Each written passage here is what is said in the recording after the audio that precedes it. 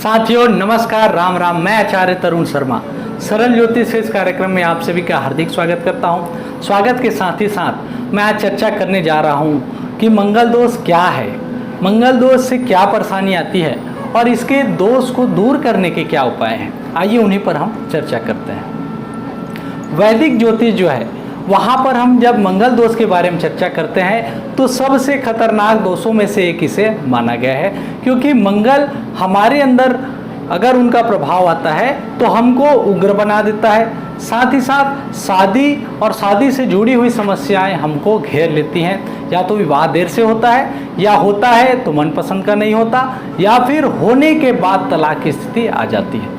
कभी कभी हत्या की स्थिति भी आ जाती है। साथ ही मंगल दोष हमारे बिजनेस व्यापार में भी हमको नुकसान देता है। क्यों? क्योंकि अगर मंगल चौथे भाव पे बैठ जाए और 10वें भाव पे दृष्टि डाले तो व्यक्ति बार बार नौकरी बदलता रहता है। साथ ही वह किसी न किसी कारण से लोगों से लड़ाई झगड़ा कर लेता है। तो ये सभी स्थिति मंगल के कारण बनती है। आइए हम चर्चा करते हैं कि मंगल के कारण क्या विशेष समस्या हमको देखने को मिलती है। सबसे बड़ी समस्या आती है कि हमारे अंदर घमंड बढ़ जाता है, बहुत ज़्यादा घमंड आ जाता है और हम एटीट्यूड वाले एक व्यक्ति के रूप में लोगों के बीच जाने जाते हैं कि वह व्यक्ति अपने आप में बहुत ज़्यादा घमंडी है, लेकिन उसके अंदर उतने भाव या उतने गुण नहीं है। दूसरा आता है गुस्सैल प्रवृत्ति। छोटी छोटी बात में वह गुस्सा करने लगता है, छोटे बच्चों पे गुस्सा करने लगता है, भाई बहनों से विशेषकर उसको लड़ाई झगड़ा होने लगता है और अपने घर परिवार हर क्षेत्र में वह अलगाव महसूस करता है। यहाँ तक कि वह एकाकीपन महसूस करता है, क्योंकि मंगल ग्रह का स्वभाव ही है एकाकी जीवन, इसीलिए तो तलाक का कारक माना गया है। अब हम चर्चा करने जा रहे हैं, ये सभी समस्याएं तो आती हैं, गुस्सा भी आता है और विवाह विच्छेदक योग भी बनता है, यानी विवाह करने के बाद हमको अलग रहने का मन करे तो ये विवाह विच्छेदक योग भी बनाता है। और साथ ही साथ व्यक्ति को बहुत सारे दुर्घटना देता है, चोट देता है, लड़ाई झगड़ा आदि में मन लगाता है, साथ ही 2 नंबरी काम कराता है। तो ये सभी स्थिति क्यों आती है, आइए उसी पर एक चर्चा करते हैं।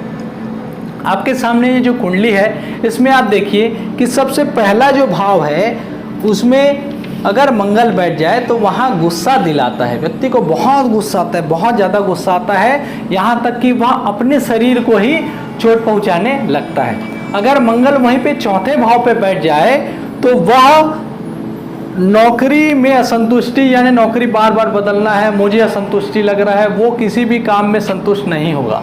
यहाँ तक कि वह अपनी माता से भी लड़ाई करेगा और माता को भी कई प्रकार की समस्याएं आ सकती है। कई बार कुछ बच्चे इसी योग में अपनी माता के ऊपर भी हाथ पैर चला देते हैं, ये एक समस्या है।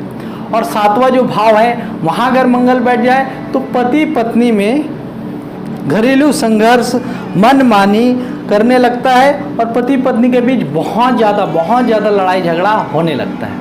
अगर वही 8वें भाव पे बैठ जाए तो व्यक्ति को आलसी बना देता है, बहुत ज़्यादा आलसी बना देता है। साथ ही धन को वो कहीं भी खर्चा करने वाला बन जाता है, वो व्यसन करने लगता है। साथ ही मुख का जो क्षेत्र है, नेत्र का क्षेत्र है, तो उसको या तो चश्मा लग जाएगा या कुछ ना कुछ गरम चीज़ों से मतलब है, या तो सिगरेट पीने लग जाएगा या गुटखा आदि खराब चीज़ों को दुर्व्यसन में वो लग जाएगा। अब यहाँ पे बात आती है जो 12वें भाव पे मंगल अगर बैठता है तो ये तो सबसे खतरनाक स्थिति, क्योंकि 12वां व्यय भाव है। व्यय में मंगल बैठ जाए तो हमारे मंगल का ही व्यय हो जाता है, यानी हमारा जो सद्बुद्धि है वो दुर्बुद्धि में बदल जाता है। इसका मतलब ये है कि हम गैर कानूनी काम करने लग जाते हैं, हमारे मन में बहुत अशांति फैल जाती है, हम हर काम में असफल होने लगते हैं। ये इन भाव में रहने का एक संक्षिप्त फल मैंने बताया। अब हम चर्चा करने जा रहे हैं मित्रों कुछ विशेष 5 वो उपाय कौन से हैं जिससे अचूक रूप से मंगल दोष को समाप्त किया जा सकता है। वैसे तो बोलते हैं कि 28 वर्ष के बाद मंगल दोष शांत हो जाता है। अगर मंगल दोष ज़्यादा है, आप उपाय करके थक गए हैं, तो 28 वर्ष के बाद आप विवाह करें। 29वें वर्ष, 30वें वर्ष, 31वें वर्ष जब आपका योग बन जाए, आपको अच्छी कन्या मिल जाए या अच्छा वर मिल जाए, तो आप भगवान का नाम लीजिए, विष्णु भगवान जी की सेवा करिए, या चाहें तो कुछ और उपाय हैं जिसको मैं बता रहा हूँ, उसको करके आप विवाह अवश्य कर सकते हैं। आइए पहले उपाय पर चर्चा करते हैं। पहला उपाय जो है वो हर किसी को करना चाहिए। अगर हमको पता चल गया कि मंगल दोष हमारे जीवन में है तो आपको अपने जीवन में 20 वर्ष से पहले 15 वर्ष से 20 के बीच आपको जा करके, क्योंकि कुमार अवस्था का है मंगल, तो आपको 15 वर्ष से 20 वर्ष के बीच अपने बच्चे को ले जाना है। कहाँ ले जाना है? मंगलनाथ मंदिर, जो कि है उज्जैन के क्षिप्रा नदी के तट पर है। मंगलनाथ शिवलिंग मंदिर है, वहाँ पे आप जाएंगे और उन बच्चों के नाम से जिनके में मंगल है, दोष है, उनके नाम से पूजा अवश्य कराएं। दूसरा जो उपाय है विशेष रूप से,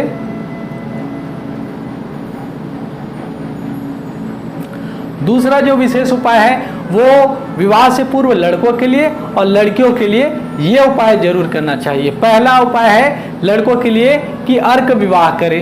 दूसरा है उसको हनुमान चालीसा पाठ करना चाहिए।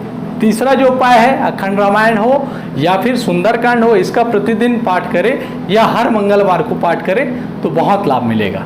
अगर लड़कियों की बात की जाए तो उसको कुंभ विवाह या घट विवाह जिसको बोलते हैं, साथ ही विष्णु भगवान जी से विवाह किया जा सकता है और यहाँ पे साथ ही विष्णु भगवान जी से विवाह किया जाता है और पीपल जो अश्वत्थ विवाह बोलते हैं उससे भी विवाह करते हैं। कई जगहों में बोला जाता है कि पीपल के पेड़ को छोटा पेड़ लेना चाहिए ताकि उसको कहीं और लगाया जाए या अपने से दूर कर देना चाहिए, दान करना चाहिए या उसको काट करके कहीं और प्रयोग कर देना चाहिए, ऐसा बोलते हैं। साथ ही जो घट विवाह वाला जो घड़ा है उसको विवाह करने के उपरांत किसी बहते हुए जल पे जा करके उसको छोड़ देना चाहिए। साथ ही भगवान का एक मंत्र हमेशा पढ़ना चाहिए, ओम मंगलम भगवान विष्णु मंगलम गरुणध्वज मंगलम पुंडरीकाक्ष मंगलाय तनोहरि। इसको अगर आप करते हैं तो आपका दूसरा उपाय पूर्ण हो जाता है। तीसरा जो उपाय है वो विशेष रूप से सभी के लिए है। जो केसरिया रंग के गणपति जी होते हैं उनकी विशेष रूप से पूजा करे। कन्या चाहे तो मंगल यंत्र की भी पूजा करे, पुरुष जो है हनुमान चालीसा पाठ करे और साथ ही साथ दोनों मिलकर के मंगल चंडी का एक स्तोत्र होता है उसका पाठ करें तो इससे आपको विशेष लाभ मिलेगा। इस मंगल चंडी स्तोत्र को मैं वीडियो के आखिरी में दे दूंगा, आप स्क्रीनशॉट करेंगे और इस स्तोत्र को आप अवश्य लिख लेंगे कहीं तो आपको लाभ मिलेगा। मित्रों, अब जो ये चौथा उपाय है ये विशेष है। क्यों?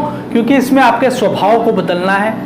देखिए, स्वभाव के साथ साथ ही हमको भोजन को भी संतुलित रखना है। संतुलित भोजन, जैसा खावे अन्न वैसा होए मन। अगर आप मांसाहार करते हैं, अगर आप ज़्यादा तेल मिर्च भुनी हुई चीज़ें खाते हैं तो आपको कहीं ना कहीं गुस्सा आएगा।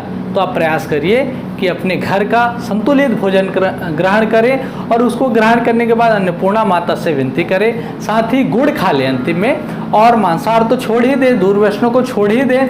आप साथ ही अपने व्यवहार में भी एक शालीनता लाएं, आप लोगों से प्यार से बात करें। अगर इतना करते हैं तो मंगल दोष आपकी कुंडली में आपके जीवन से हमेशा के लिए दूर हो जाएगा। साथियों, ये जो पांचवा उपाय विशेष है क्योंकि लाल किताब के अनुसार बताया गया है कि अगर आपके भाई अगर बड़े हैं या छोटे हैं या सौतेले भाई हैं वो आपसे खुश नहीं हैं तो मंगल दोष बढ़ जाता है। साथ ही अगर वो गुस्सा में हैं तो उनको मना ले। अगर ये उपाय आप करते हैं तो आपको विशेष लाभ मिलेगा। साथ ही घर के दक्षिण दिशा में एक नीम का पेड़ जरूर लगाएं, इससे मंगल दोष शांत हो जाएगा। साथ ही आप एक और उपाय करिए कि अपने घर में कभी भी मंगलवार के दिन कोई भी खुदाई का कार्य न करें। मंगलवार के दिन अगर आप इतने उपाय करते हैं तो आपको विशेष रूप से आपके मंगल दोष जो हैं वो दूर हो जाएंगे, ऐसी आशा है। शास्त्रोक्त ये नियम थे और विषयों के अनुसार जो हम सभी जानते हैं, अनुभव के अनुसार हम सभी जानते हैं, उसको मैं आप लोगों के बीच लाया हूँ। वीडियो कैसा लगा मुझे अवश्य बताएं। साथ ही वीडियो को अच्छा लगा हो तो लाइक करें, मित्रों में शेयर करें और चैनल को सब्सक्राइब करना ना भूलें क्योंकि मैं ऐसे ही वीडियो आप सभी के बीच लाते रहता हूँ। कुछ सवाल होंगे तो आप कमेंट में अवश्य लिखें, मैं उसके जवाब देने का प्रयास करूँगा।